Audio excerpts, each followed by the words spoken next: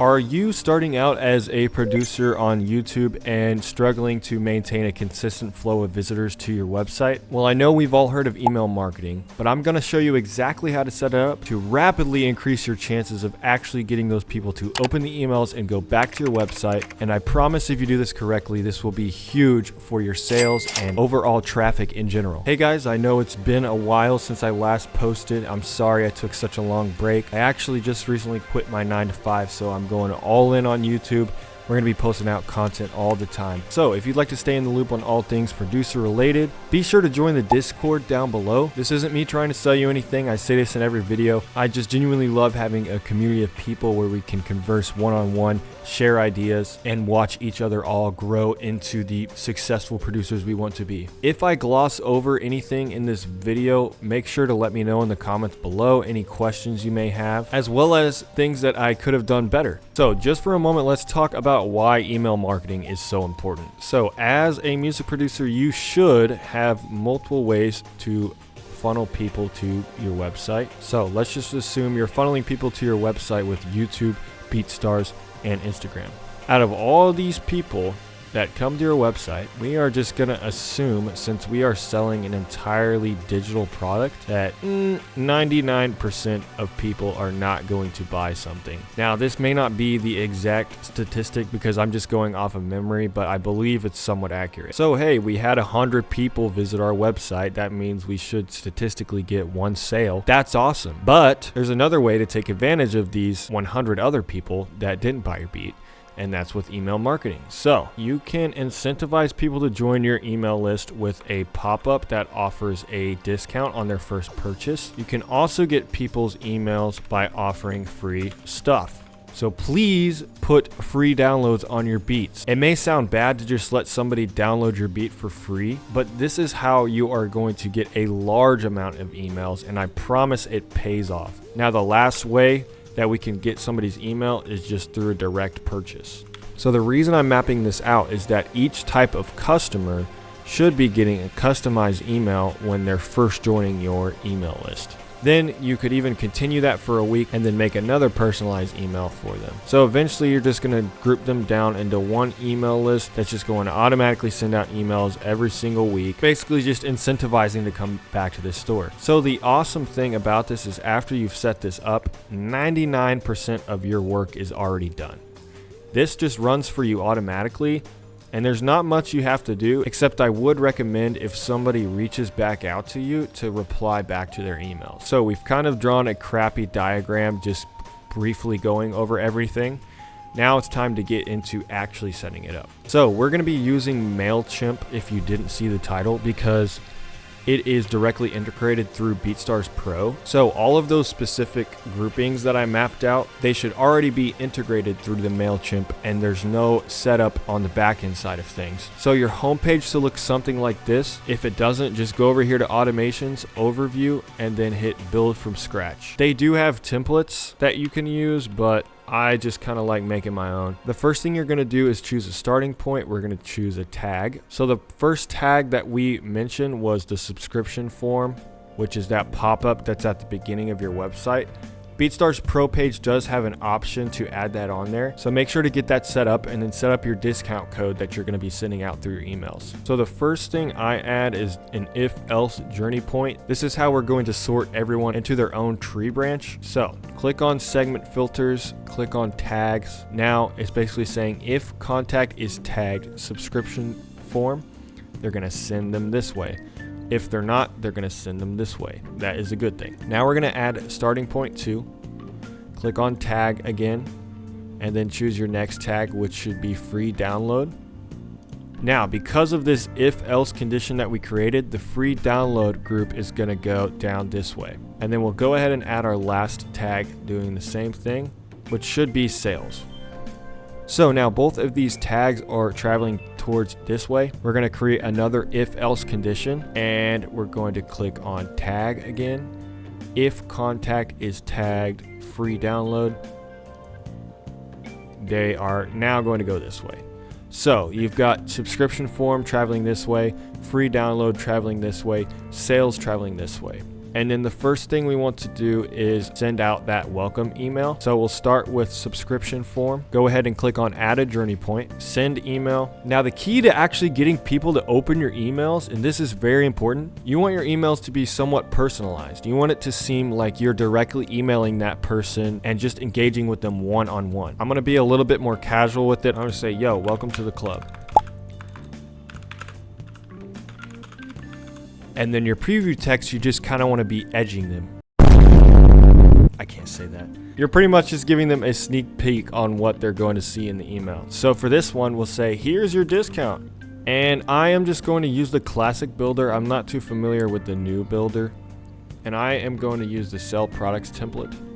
Now, if you go to your settings in Mailchimp, you should be able to add your brand images. This is actually outdated. And then we need that to be a lot smaller. Now, this is where you want to get a little bit more personal than what was in the subject and preview text. Just focus on being super nice and positive. It's great to have you. Let's get cooking. Now, that is a little cringy, but it doesn't really matter.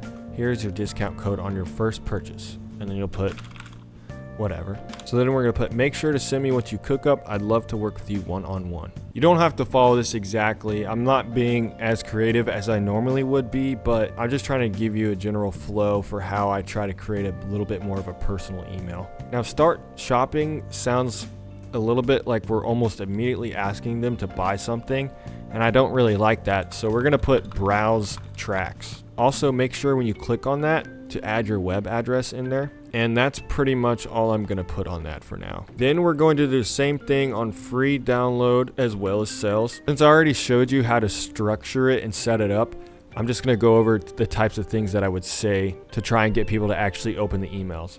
So for free download, I would want that email to be giving a thanks and appreciation for downloading. And then once again, like I did in the first beat, I would ask them to send me the track that they make with that beat. So let's just pretend like I already wrote that out.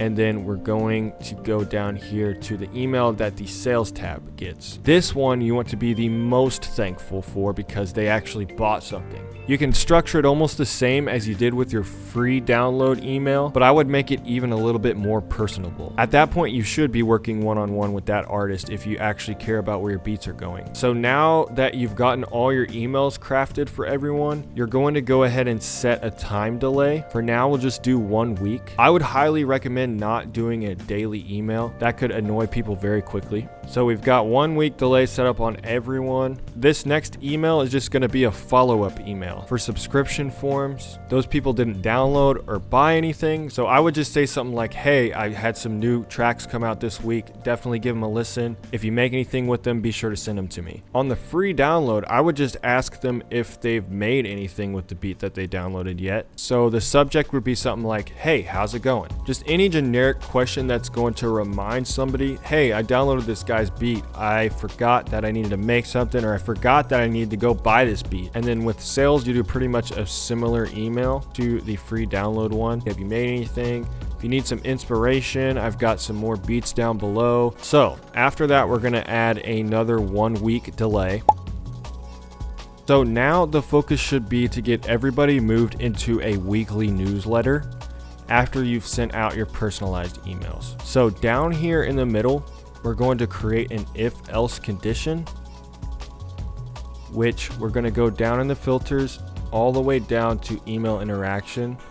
Click on the drop down and hit did not open all campaigns sent within the last month. If they did not open any emails, we're just going to unsubscribe them. Then we're going to go over here to these branches, select the drop down where it says contact exits and select move to another path. We're going to move them here. Same thing on this branch.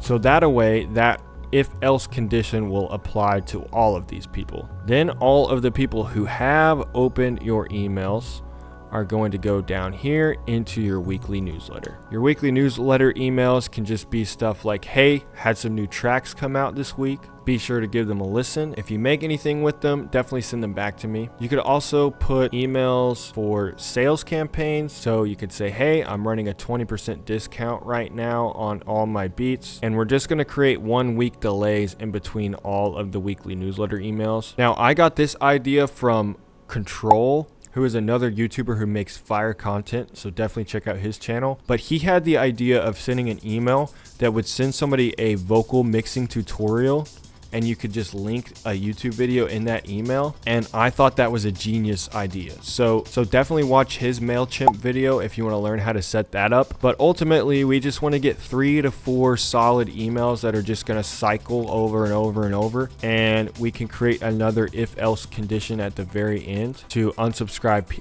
people who haven't interacted with your emails. So just like you did before, do that if-else condition, get them to just go down and select the unsubscribe on the left side. Now, to get people to go back to the beginning of this tree, we're going to select this little menu over here and select contact repeats journey. So ultimately they're going to all come back to the beginning. So to get them not to have to go through all of these emails again, we're going to have to create another if else condition. So we'll do if email date added is within the last 3 days, they're going to go down to this tree that we built. And if the contact was not added within the last 3 days, then they're going to be moved all the way back to the beginning of our weekly newsletter. So we've got it to where if they don't interact with the emails, they are unsubscribed. And after they are sent their personalized emails, they go down to the weekly newsletter. After all of the weekly newsletters have cycled through, the contact is going to exit, but we have contact repeats journey selected. So the contact will go back to the beginning, over to this if else condition, and if they were not added within the last 3 days, then they will go back down to the weekly newsletter, and the cycle just repeats. Now you can come in here and update your weekly newsletter emails if you'd like to, but I just leave the same ones running and it works fine for me. So that is a lot of information in one video. If I glossed over anything, like I said before, leave a comment down below addressing any questions you may have. And if you liked this video, make sure to give a thumbs up. If you guys would like to see any more tutorial videos in the future, let me know. But for now, that's all for today. So thanks for watching.